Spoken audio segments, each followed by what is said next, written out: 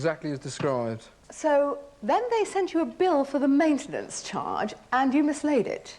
Yes, the bill unfortunately was mislaid at home. So what then happened? We had to make a phone call to Club Riviera asking them how much we owed them for maintenance fees so that we could pay it. Janine made the phone call. Tell us about it.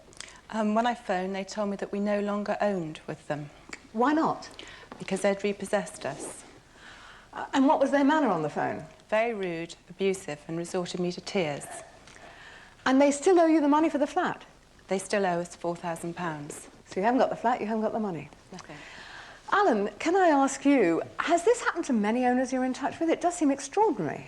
Yes, we understand from the company that they've repossessed 4,500 timeshare weeks and have sold about 1,000 of them. Well, that brings us to the third problem. What's known as buy-sell. Say, for example, you want to get rid of your apartment or you want to upgrade it to a better one. They tempt you and they say, we'll give you a better apartment, but firstly, you've got to buy our apartment first and then we'll sell your old one for you. And what goes wrong? They don't sell your old one for you and you end up being landed with 2 sets of timeshare. Now, that's exactly what happened to Keith Antcliffe from Derby, who's with us tonight. He had weeks 27 and 28 and what turned out to be an unsuitable apartment for him in one of the resorts in Spain. Keith was told they would definitely sell his old apartments for him, but he had to buy the new timeshare first, the better timeshare first. And when he did so, he ended up being landed with 2 sets of 2 weeks of timeshare.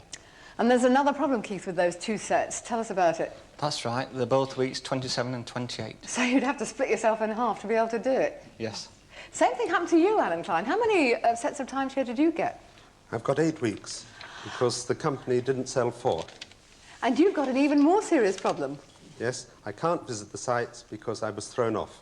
We've actually got the letter, haven't we, Kevin? We have. This is a banning telex and it says, please have Mr. Klein removed from our Tenerife resort. Alan, that's too much. 8 weeks and you can't set foot in the place. Ooh. Now, that letter comes from Simon Clark, who actually runs Club Riviera with Lawrence Werner. They seem to be the problem, really, because the actual apartments, Alan, are often very attractive, as we've seen. Yes, they're very attractive indeed. But the nightmare is because of these completely unscrupulous methods they use to get your money and get you out of them. Yes, I'm afraid so. We put those complaints to Simon Clark of Club Riviera, and he said they never actually use the high-pressure sales techniques that we've talked about. That's maybe news to some of the people here tonight. He also says the repossessions are not his responsibility. In fact, he says, our resorts in Spain and Tenerife have been accommodating timeshare holidaymakers 52 weeks a year for the last 7 years. We now accommodate up to 100,000 individuals each year at possibly the best-run resorts in the entire industry. Our management team of several hundred people working 365 days a year receives substantial praise for providing these services at such a low cost to the members. We are committed to the future. Alan Klein is equally committed, aren't you? Yes. Your ambition, if I've got it right, is to get all the owners together, so together you can vote off Mr. Clark and Mr. Werner and vote Club Riviera out of the whole management of these timeshare resorts. Is that right? That's correct, Esther. Well, good luck with that aim. If we can just repeat the address and phone number to contact if you are one of these timeshare owners at any of the Club Riviera resorts. And it's the Concerned Owners Group, P.O. Box 57, Wallington, Surrey, SM6, and the telephone number is 081 907 5777. Well, thank you very much indeed to all the owners and Mr. Klein who has come to the studio tonight to tell us about it. And thank you, Kevin, very much also. Howard. Do you know it's the Jewish festival of Passover on Monday? I mention that because they're celebrating a little early in Fordingbridge in Hampshire. Susan Innes saw an advertisement in her local paper. Large, strong, galvanised mesh rabbi run with sleeping accommodation. Heather Scott from Newcastle saw a sweet advertisement in her Auto Trader. Nissan Primera, red, 2 years manufacturer's warranty. But far and away, the most honest advert of the week, I'm not entirely sure how it happened, was sent to us by Alan Brooke, also from Newcastle. It's from the Property Guide. The property is a 2-bedroom mid-terraced house with a large paved forecourt. The asking price is £37,500, which is bloody expensive.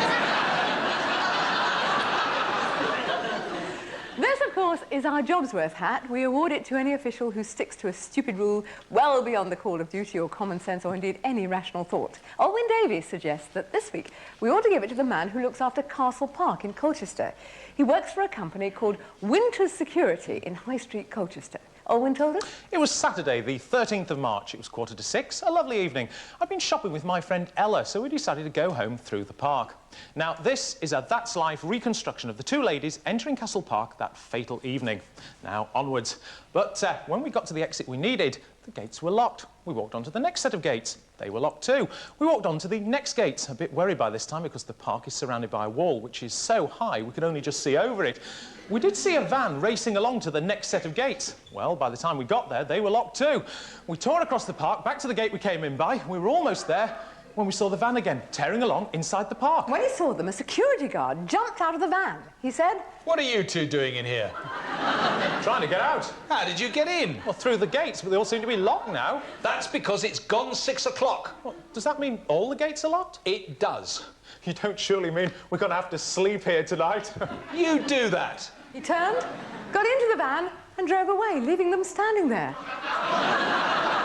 Owen told us. Well, we couldn't believe it. It was already getting dark, and we saw two young girls who were obviously locked in as well. They ran up to the wall, jumped and scrambled over it. Well, Ellen and I walked up to the wall and tried to do the same. It was no good. There was no way we could haul ourselves over, and we couldn't find anything to climb on to help us.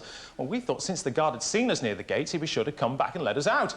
But he didn't. Well, we got a bit frightened. 3 weeks ago, a woman had been mugged and robbed in the park. It was a very nasty place to be with night falling. You might have had to spend the night there. Well, that's what we were frightened of. But then a group of boys walked past the gate, saw us, asked if we were locked in, and when we said yes, and we really were a bit panicky, they told us not to worry, they'd get the police, and they did. Not only that, but they came back to tell us what they'd done, and they really deserve a medal for it. We found out that those boys are Mark Palmer, Darren Olney, Steve Castle and Paul Olney, and they are definitely the heroes of this story. Owen said, If it hadn't have been for them, we would have been locked in there all night. They were marvellous.